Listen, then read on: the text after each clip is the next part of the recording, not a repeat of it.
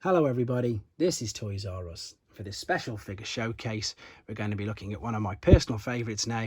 This is the 1985 Autobot Grimlock. What we're going to do with this video, we're going to have a quick look at him in both of his modes, and that'll help us decide how we want to display them. We'll have a look at all the accessories that come with him. That'll help you know if yours is complete. I'll point out a few things that you need to be aware of if you're after purchasing one for yourself. And as I'm lucky enough to have one in the packaging, we can have a look at the artwork and the battle scene on the back of that. Just quickly before we get started, I want to dedicate this video to Connor, and I hope he likes it very much. Right then, let's have a start with the robot mode then. And again, I've already mentioned, I'm going to say it again, one of my all-time favourite figures. So many fond memories of this. It's just a great figure. Let's be honest, it lacks articulation. We've just got movement at the shoulders there, like so.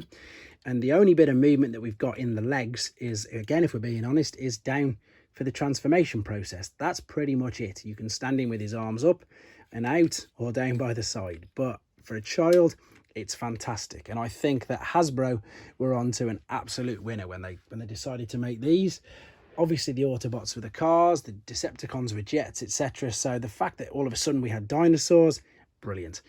Genius move. And I'm sure that most of you can relate to this, or for people who've got kids or had kids, most of the kids I know, and again including myself, really like dinosaurs. So if you've got a dinosaur that turns into a robot, then you're just onto a winner straight away. So things to be aware of: this centerpiece here around his crotch and around the bottom of his waist, shall we say, that's die cast. That can get chipped very easily, and of course it is quite heavy. So if you've got loose joints, which is in my opinion the biggest thing with this figure, loose joints, because of how much it was played with, it can be a bit top heavy and he can be a bit unsteady.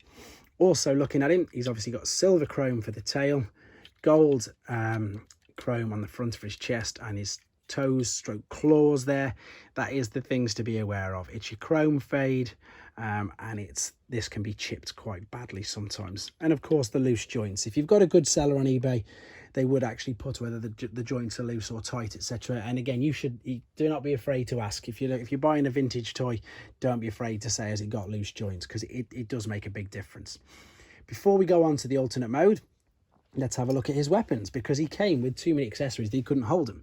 So he had a long sword like so. Previous owners had a chunk of that by the look of it. He had a double barrel gun. I've seen some of these actually. One of the barrels broke off, so I suppose that's something to be aware of. And of course the dowel at the bottom, which means that he can hold it. And then he also had a rocket launcher, but you can see with mine, I only display mine with the sword and with the gun. And 3 missiles which came on a sprue, like, is it going to focus? There we go, like that. Not sludges, I think it's sludges of gold, so these are just slightly different. And of course, with it being a Hasbro, there's not really much of a firing mechanism at all. But there you go. That's probably the reason why it's not displayed like that. So that's the accessories that come with him if you're looking to complete him. He has got quite a lot. I've just mentioned though, the problem with him is that he can't carry them all on his person when he's in his robot. Well, it's definitely not when he's in alt mode, but also not when he's in his robot mode as well. Let's just move him to the side slightly. So here we go, Tyrannosaurus Rex. Again, kids love dinosaurs. I love the Tyrannosaurus Rex. So winner. You've got the jaw that actually opens as well. You've got the arms that move at the front. I think you've got more articulation in the dinosaur mode than in the robot mode. You've got the arms, you've got the legs, and then there's a brilliant example of some chrome fade, unfortunately, on the tail there. That should be really shiny silver, but it's not. The same here with the arms, and the gold's a little bit faded. And you can see that these joints here are that little bit more loose. That's why he's in his dinosaur mode. But I think this guy's, from most of the people I speak to, this is a lot of people. I know I've got like a lot of duplicates and all that sort of stuff, but most people I tend to speak to have 2 Grimlocks for the reason that they can't decide on which way to display him. And apart from the masterpiece, because that's really expensive, they tend to get both modes as well, and they display him exactly like that. So let's have a quick look at the instruction booklet. So because this was 1985, the full colour was gone. You've got the black and white, and then you've got the red. And of course the red meant that it was mainly an Autobot, and all the instructions. There we go. I'm not going to do the transformation process. I don't like to spoil it for people who get to do it. I just like to show them in both modes. So there's the instruction book there. What I'm going to do now is just move these out of the way. This is an opened one, by the way, but let's just have a quick look at the artwork. There is the brilliant artwork there on Grimlock. He looks really good, and they've gone with the toy accurate coloured eyes rather than the cartoon. And then of course there's the transformation process on the top.